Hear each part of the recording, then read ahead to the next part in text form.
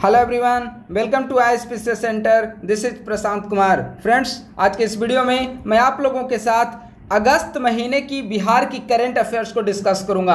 आज का जो हमारा सेशन होगा वह बीपीएससी की आगामी प्रीलिम्स परीक्षा के लिए काफ़ी ज़्यादा महत्वपूर्ण है। इस वीडियो में अगस्त महीने की बिहार से संबंधित जो भी महत्वपूर्ण घटनाएं हैं घटित हुई है और जहां से प्रीलिम्स परीक्षा में प्रश्न पूछे जाने की संभावना है, उन सभी सेक्शन को मैं डिस्कस करूंगा। इसका पीडीएफ के लिए हमारे Telegram group @academics for CSE को आप लोग ज्वाइन कर ले। वहां पर इसके पूर्व के बिहार के करंट अफेयर, पूर्व के महीनों के करंट अफेयर का पीडीएफ आपको प्रोवाइड किया जा चुका है। आइए अगस्त महीने की बिहार की करंट अफेयर का डिस्कशन हम लोग प्रारंभ करते हैं।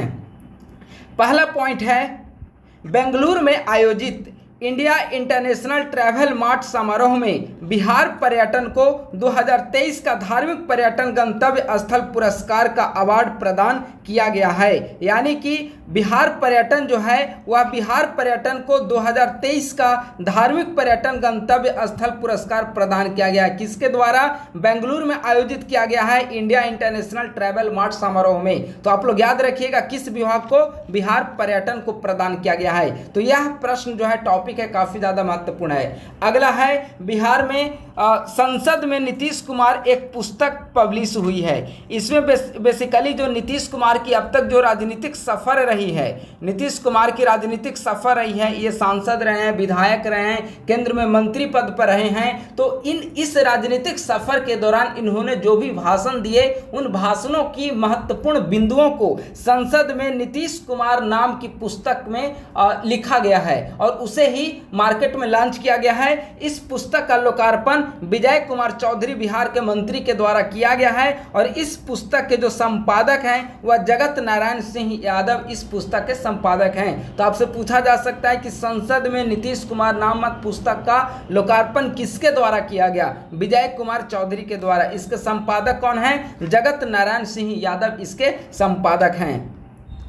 अगला है, हाल ही में बिहार सरकार ने किस जिले में स्थित राजनगर को सांस्कृतिक व पर्यटन स्थल में विकसित करने की घोषणा की है? तो राजनगर बेसिकली बिहार के मधुबनी जिले में स्थित है और इसे राजनगर को बिहार सरकार के द्वारा सांस्कृतिक व पर्यटन स्थल में विकसित करने की घोषणा की गई है। तो यह प्रश्न काफी ज्यादा महत्वपूर्ण है। अगला है, बिहार सरकार के द्वारा विरासत सुरंग बनाने का फैसला लिया गया है और यह काफी ज्यादा महत्वपूर्ण है। जो विरासत सुरंग होगा वह बिहार म्यूजियम को पटना म्यूजियम से जोड़ने का कार्य करेगा। यानी कि बिहार म्यूजियम और जो पटना म्यूजियम की जो दूरी है वह अंडर रोड के अंडर से एक सुरंग बनेगा और उस दूरी को समाप्त करके कनेक्ट करने का प्रयास किया जाएगा ताकि जो पर्यटक लोग बिहार म्यूजियम या पटना म्यूजियम को देखने घूमने के लिए आते हैं वो दोनों जगह एक बार में ही सफर कर सके। ठीक है, तो एक सुरंग का निर्माण किया जा रहा है जो बिहार संग्रहालय और पटना संग्रहालय को आपस में कनेक्ट करेगा। इस सुरंग की जो लंबाई है वह सुरंग की लंबाई 1.5 किलोमीटर होगी।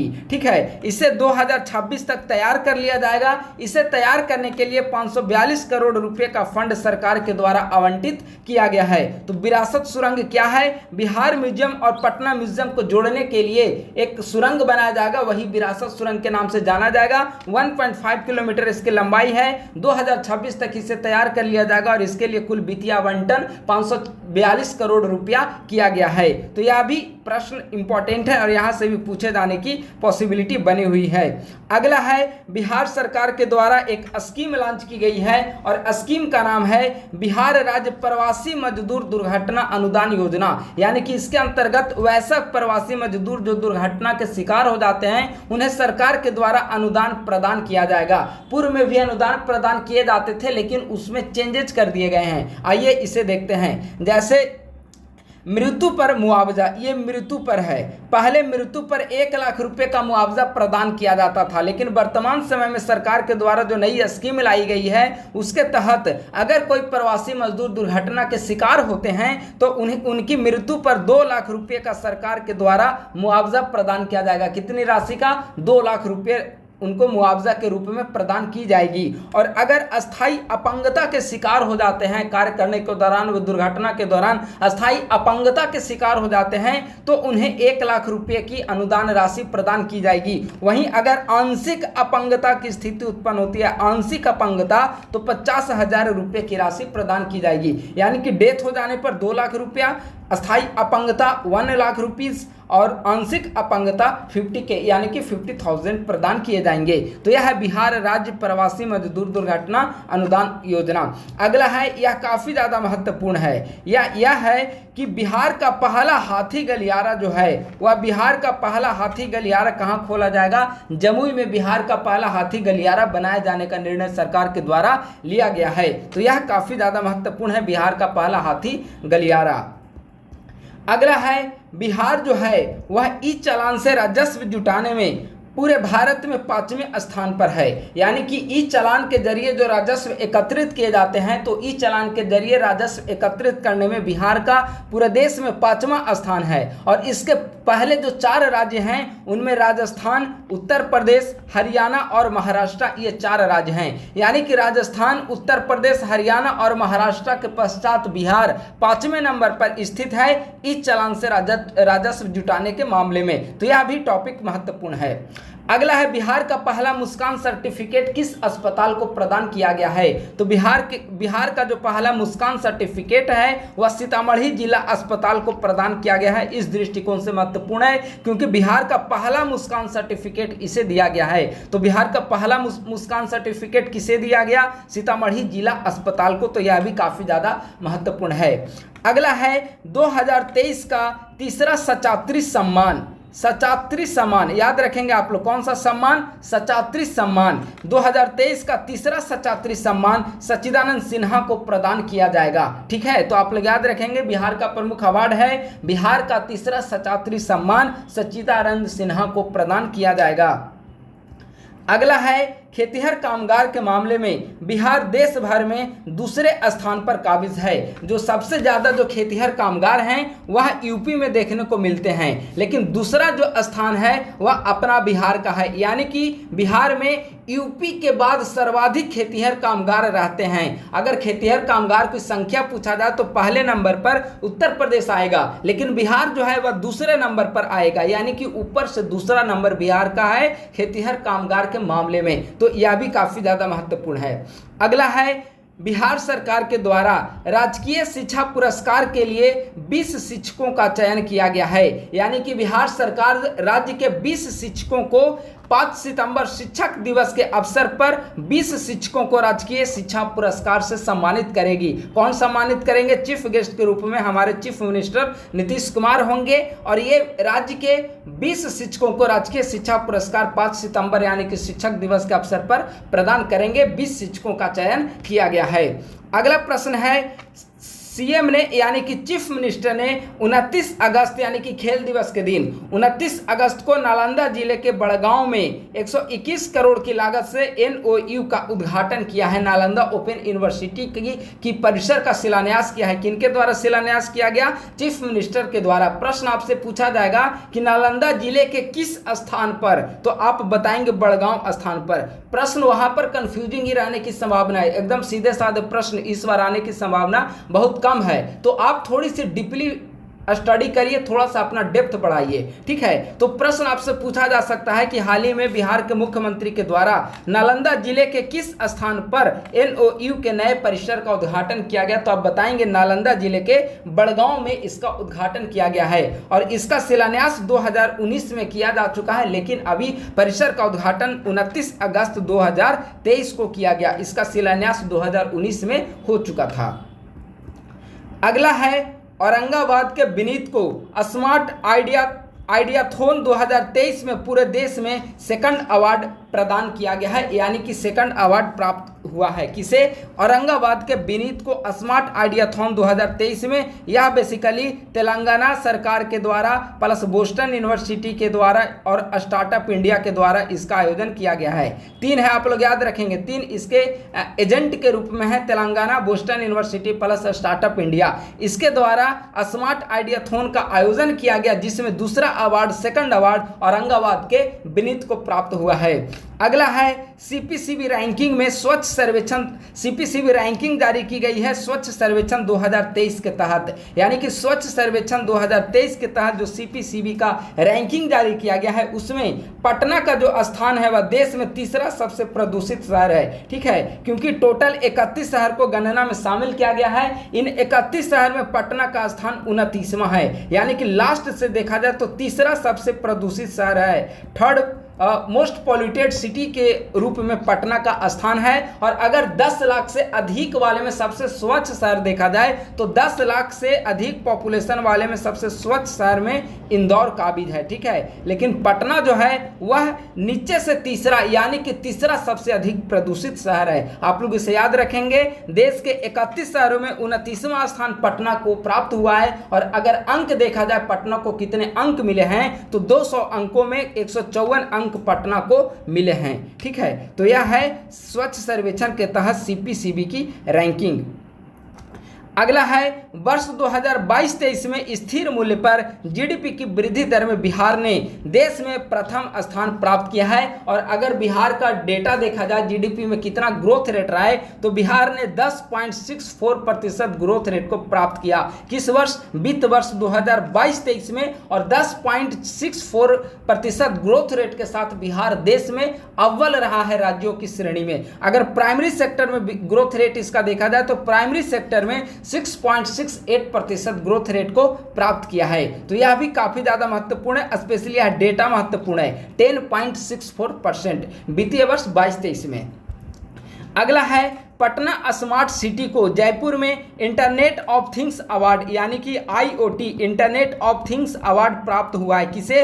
पटना स्मार्ट सिटी को। किस लिए प्रदान किया गया है? सोशल वेस्ट मैनेजमेंट के लिए। यानी कि पटना स्मार्ट सिटी को जयपुर में सोशल वेस्ट मैनेजमेंट के लिए internet of things award IoT award प्रदान किया गया है। तो यह भी काफी ज्यादा महत्वपूर्ण है। अगला है बिहार सरकार के द्वारा मखाना के लिए दरभंगा को और पान के लिए वैशाली को सेंटर ऑफ एक्सेलेंस बनाए जाने की घोषणा की गई है। यह काफी ज्यादा महत्वपूर्ण है। आपसे पूछा जा सकता है कि हाल ही में बिहार सरकार के द्वारा पान के लिए किस जिले को सेंटर ऑफ एक्सेलेंस के रूप में डेवलप किए जाने की घोषणा की गई है? तो बताइए। पान के लिए वैशाली को और मखाना के लिए दरभंगा को सेंटर ऑफ एक्सेलेंस बनाए जाने की घोषणा की गई है। अगला है बिहार के 3 किसानों को कृषि मंत्रालय ने 2021-22 के लिए प्लांट जीनोम सेवर्स फार्मर्स अवार्ड के लिए चयनित किया है। कितने किसानों को? बिहार के 3 किसानों को चयनित किया है कृषि मंत्रालय ने। किस अवार्ड के लिए?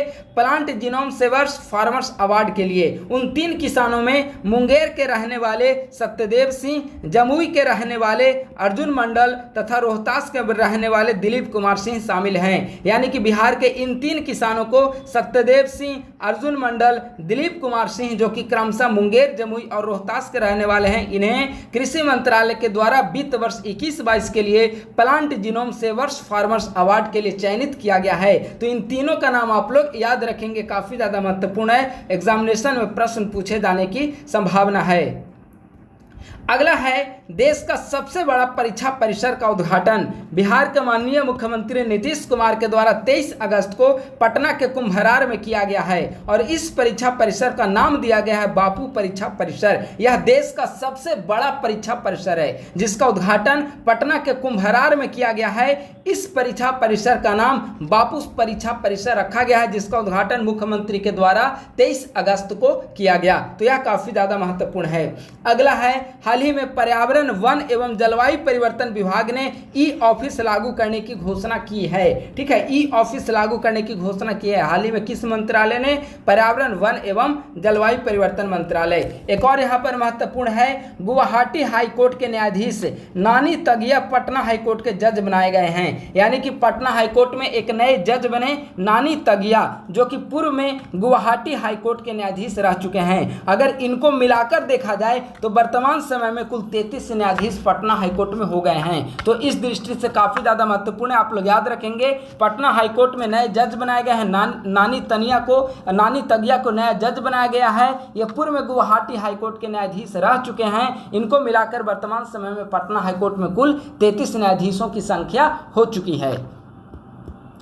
अगला है भागलपुर के चांदनी राज ने ताशकंद के अस्ताना में आयोजित विश्व जूनियर व कैडेट जिजुत्सु चैंपियनशिप में कांस्य पदक जीता है। किसने? भागलपुर के चांदनी राज ने ताशकंद के अस्ताना में आयोजित विश्व जूनियर व कैडेट जुजुत्सु चैंपियनशिप में कांस्य पदक जीता है। तो यह काफ़ी ज़्यादा महत्वपूर्ण है, स्पेशली इनका नाम आप लोग याद रखेंगे, भागलपुर के चांदनी राज। अगला प्रश्न है, बिहार के राहुल कुमार ने 11वें एशियन जूनियर वुशु चैंपियनशिप 2023 के फाइनल में रजत पदक जीता है। आपसे प्रश्न पूछा जा सकता है कि हाल ही में बिहार के किस खिलाड़ी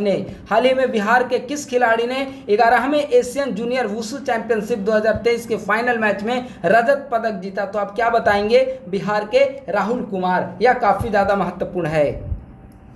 अगला है, भागलपुर के डॉक्टर विश्वनाथ तिवारी ने स्वीडन के कलमार में आयोजित आयरन मैन पदक को प्राप्त किया है और इनको उपाधि दिया गया है, आयरन मैन से सम्मानित किया गया है। ठीक है, ये भागलपुर के रहने वाले डॉक्टर विश्वनाथ तिवारी इनका नाम है। स्वीडन के कलमार में आयरन मैन का आयोजन किया गया था और इसमें आयरन मैन की उपाधि डॉक्टर विश्वनाथ तिवारी को प्रदान किया गया है। ये भागलपुर के निवासी हैं, काफ़ी ज़्यादा महत्वपूर्ण है। अगला है, हाल ही में बाढ़ एनटीपीसी की दूसरी यूनिट का लोकार्पण किया गया है। पहली यूनिट भी 660 मेगावाट की थी और दूसरी यूनिट भी 660 मेगावाट की है और यह जो संयंत्र है वह 1 अगस्त 2023 से चालू हो चुकी है। यहाँ से बिजली उत्पादन होना प्रारंभ हो चुका है। कब से? 1 अगस्त 2023 से।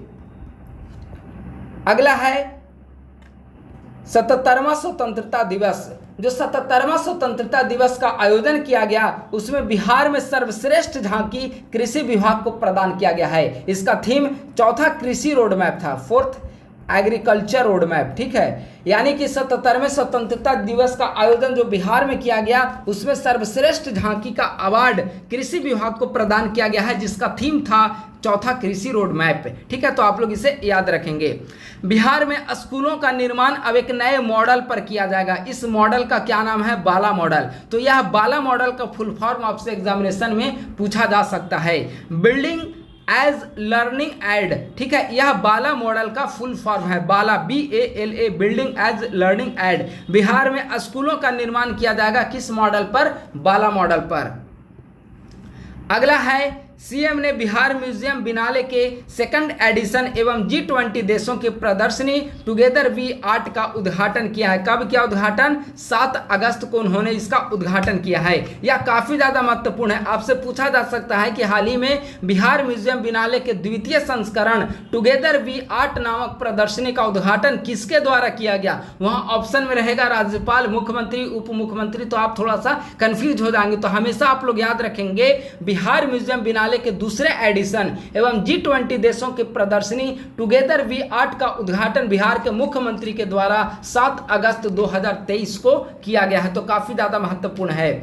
अगला है, हाल ही में ADB यानी कि एशियन डेवलपमेंट बैंक ने बिहार में 10 सड़क परियोजनाओं के लिए 5100 करोड़ रुपया कर्ज देने की घोषणा की है। किसे? बिहार सरकार को। यानी कि ADB के द्वारा बिहार सरकार को हाल ही में 5100 करोड़ रुपए कर्ज देने की घोषणा की गई है, जिसके तहत 10 सड़क परियोजनाओं की स्वीकृति प्रदान की गई है। अगर रुपया में आपसे पूछे तो आप बताएंगे कि 5100 करोड़ रुपया। अगर ऑप्शन में मिलियन डॉलर में रहे तो आप बताएंगे 451 मिलियन डॉलर। दोनों आप लोग याद रखें, बीपीएससी कंफ्यूज करने के लिए कुछ भी पूछ सकती है। ठीक है, तो वहां आपको समय लगेगा, करोड़ को आप फिर डॉलर में कन्वर्ट करेंगे तो फिर भी कंफ्यूजन हो सकती है। तो आप डायरेक्ट याद रखें, अगर आपसे पूछा जाए वहां पर प्रश्न में कि हाल ही में एशियाई डेवलपमेंट बैंक ने, एशियाई विकास बैंक ने बिहार सरकार को या बिहार में सड़क परियोजनाओं के लिए कितने रुपए कर्ज देने की घोषणा की है, तो 5100 करोड़ रुपए या 451 मिलियन डॉलर कर्ज देने की घोषणा की है। तो यह टॉपिक काफी ज्यादा महत्वपूर्ण है।